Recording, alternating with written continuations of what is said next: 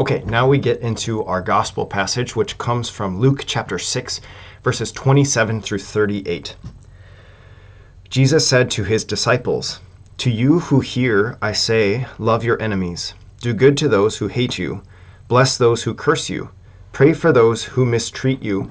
To the one who strikes you on one cheek, offer the other one as well. And from the person who takes your cloak, do not withhold even your tunic. Give to everyone who asks of you, and from the one who takes what is yours, do not demand it back. Do to others as you would have them do to you.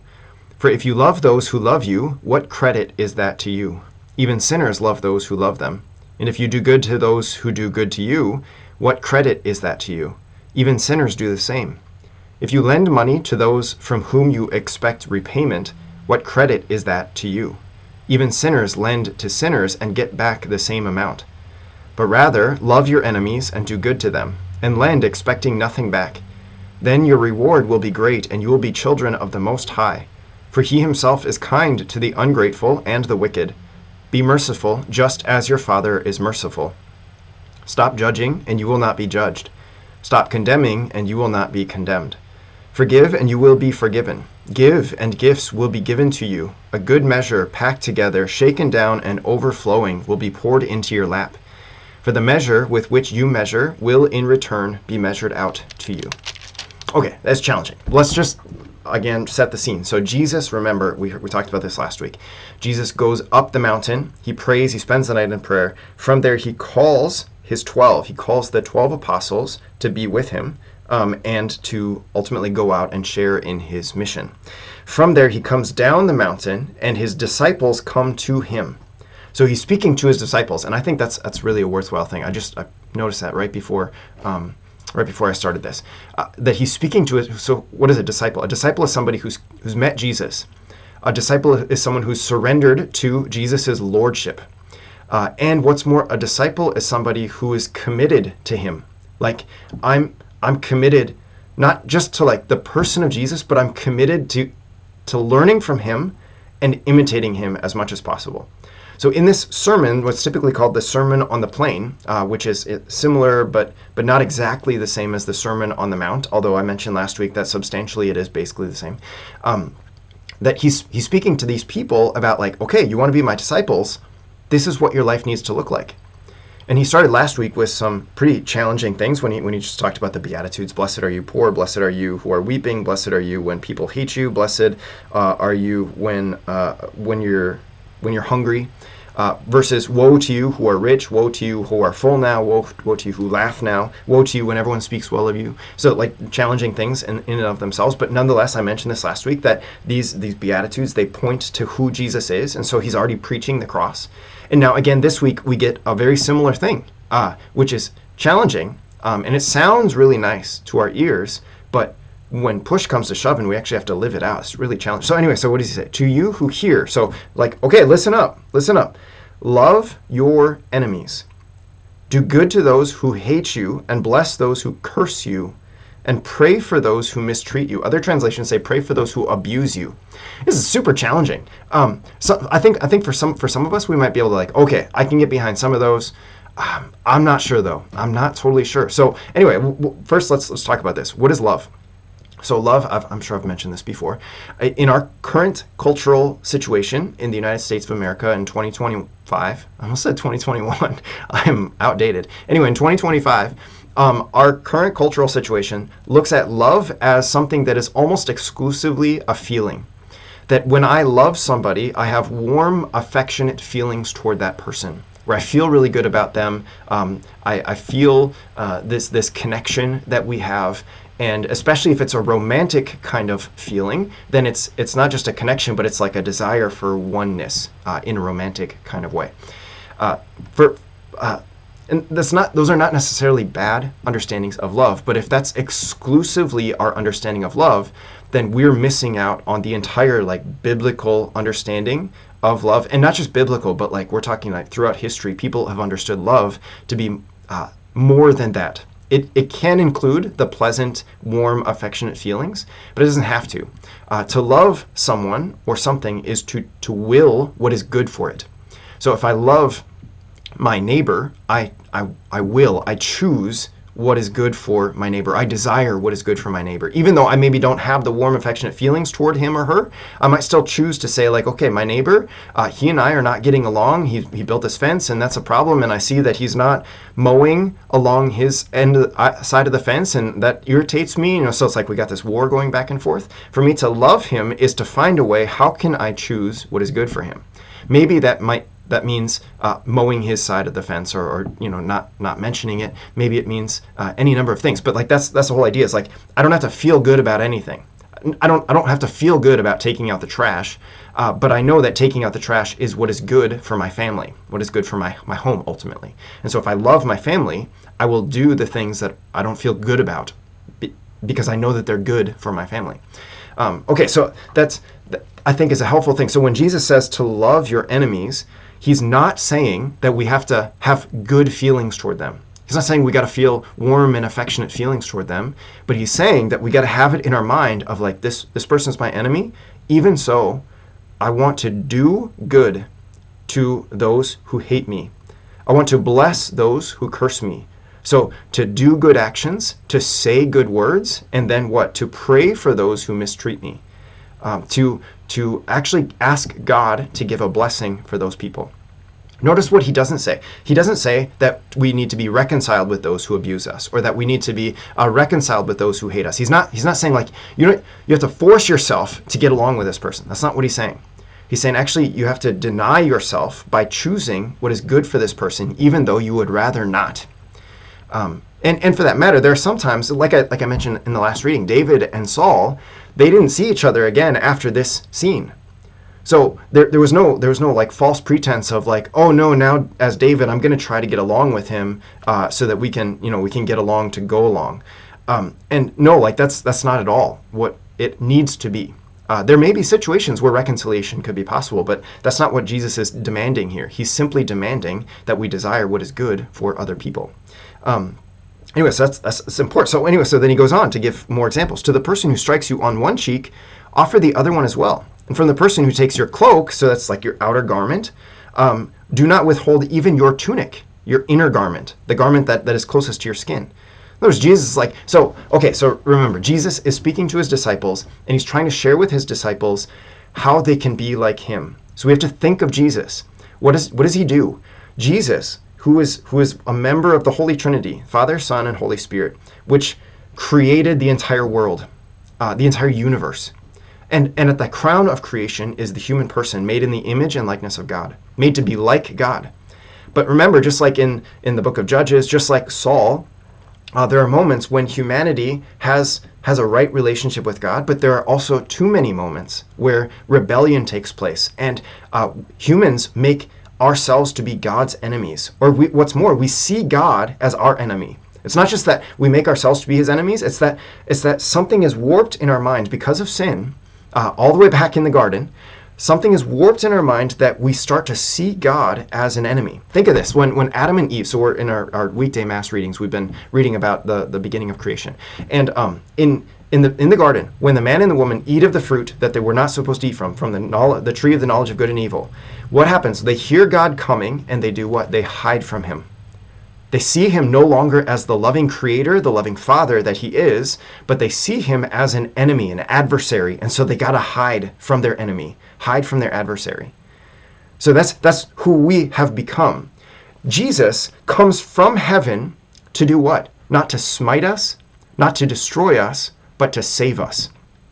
He comes, he empties himself of his divine glory. He still maintains it, but his appearance is not one of glory, but one of utter humility, if not even humiliation. The second person of the Holy Trinity takes on the likeness of a baby and is so dependent on others that he can't survive without Mary and Joseph providing for him. He empties himself. And what's more, then he grows up to become a man. And in becoming a man, he is rejected, he's scorned, he's stripped of his clothing and crowned with thorns. He literally pours out every drop of blood that he has for us, to save us. We who see him as our enemy, he comes and he says, okay, I'm going to do good for you. I'm going to bless you, and I'm going to pray for you. He does all three of those things for fallen humanity as humanity is rejecting him, He does that for you, for me. And so Jesus is saying, look, you want to be my disciple? This is what it looks like. And to be sure, they maybe don't see the full picture of this yet, but you got to imagine the disciples, as they're seeing him humiliated and crucified, and especially after they saw him after the resurrection, that it's like, oh man, it all comes together now. It all makes more sense. Like this is who Jesus is, and what flows from it is the life of God. That's what he's getting at. So anyway, so like we're maybe jumping off script here, but anyway, so like the whole thing is like, yes, Jesus is saying, I want you to give to the point of pain, to the point of humiliation. And again, like I mentioned at the beginning, there are some things that may not be possible, like reconciliation with an abuser, or union with someone who hates you, that may not be possible. Just like it's possible, and it has happened, that plenty of people reject Jesus even after he's poured himself out for them. But the point in Jesus's mind is love. Love even when people don't deserve it. Love. Care for them. And again, don't have warm, affectionate feelings, but choose or desire what is good for them. Okay, so give to everyone who asks of you, and from the one who takes what is yours, do not demand it back. Do to others as you would have them do to you. So this is the golden rule, of course. And this, within this context, what does that mean? It means like, okay, if I was in that position where I was mean to somebody, if I was in that position, I would still want them to care for me. If I was in a position where I was cruel and unusual, like giving cruel and unusual punishment to people, I would still want them to pray for me. It's kind of a weird thing, you know, but nonetheless, like that's like the context of it. So it's actually like it's a more radical thing than the kind of fluffy way that we typically present it. It's a pretty strong command of Jesus to like, yeah, do to them just as you would have them do to you, which is, let's just to say, like, serve them in whatever capacity that you can serve them. And then there's these haunting lines that go. Every time I read them, it's just like, oh, so if you love those who love you, what credit is that to you? So in other words, Jesus is talking like, look, I see all this, and it's no credit to you if you love those who love you. Like everyone does that. He says even sinners do the same. And if you do good to those who do good to you, what credit is that? Like even sinners do that. If you lend money to those from whom you expect repayment, what credit is that? Like even sinners do that, and they expect. So in other words, it's like you're no different. So in other words, like what Jesus is getting at as preaching to his disciples and teaching them, he's like, you got to be different. You can't be like everyone else in the world. You got to be different. And something that I was thinking about is that I think even among the Christian community, we can lose sight of this sometimes. It's no secret that most Christians today are not actually disciples of Jesus. It's no secret. That most Christians, people who claim to be Christians, have not actually surrendered their lives to Jesus, have maybe not actually encountered him, are not following all of his commandments, are not in the Word daily, like most Christians, unfortunately. And I think it's a growing number that are, but nonetheless, like people who claim to be Christians, they're not different from anyone else living in the world. But because we look at them and we hear that they're calling themselves Christians, our mentality can easily be, and I'm not saying that it is, but it could easily be like, well, they're Christians and they're doing it, and so it must be okay for Christians to do this thing that is not actually okay. So anyway, so I think there's an invitation, maybe in a unique time as today. There's a fresh invitation to take a hard look at things and to say, I can't just go along with what everyone else is doing. Now, if I'm surrounding myself with people that I look at their life and I see that they're clearly like disciples, then maybe I can go with the flow of them. But even then, like my relationship with Jesus is unique, and so is yours. And so maybe actually we aren't all meant to be like carbon copies of each other, but actually we are meant to be unique in the way that we follow Jesus, even while we also strive to keep his commandments. Okay, so anyway, so then he goes on. Okay, love your enemies, do good to them, lend expecting nothing back. Then your reward will be great, and you will be children of the Most High, for he himself is kind to the ungrateful and the wicked. Be merciful just as... Okay, so that all just rehashes everything that I've just said. Like Jesus comes, and he's kind and he's merciful, even while he's being rejected by others. Then there's this big line. Okay, stop judging, and you will not be judged. Okay, so the world loves to quote this. A lot of Christians love to quote this whenever we want to call them on their moral behavior. Jesus clearly lays out in the Gospels that there is a moral standard. So when we want to look at people according to that moral standard, it's problematic for people to then say, well, you can't judge me. Jesus says not to judge. That's not what he's getting at. What's the next thing he says? Stop condemning and you will not be condemned. So in other words, the point here is like Jesus is saying, like, look, you don't know everything about a person's life. You don't know what's going on inside of their soul, inside of their mind. But you can look at their actions, you can look at their morals, and you can make decisions about that. You can make judgments about that. But you can't decide whether a person is finally determined to go to hell or to heaven. But instead, you can look at their life and say, well, maybe there's something going on in their life that I don't understand. Maybe they haven't been taught in the same way that I have. Maybe they haven't encountered Jesus. I don't know. You can try to give people the benefit of the doubt, even while looking at their moral actions and being able to say, that action is a problem. That action is a mortal sin, perhaps. That action is one that is not fit for the kingdom of heaven. We can make those decisions and those determinations, even while acknowledging, Lord, have mercy on them. Lord, be merciful to them, just as you've been merciful to me.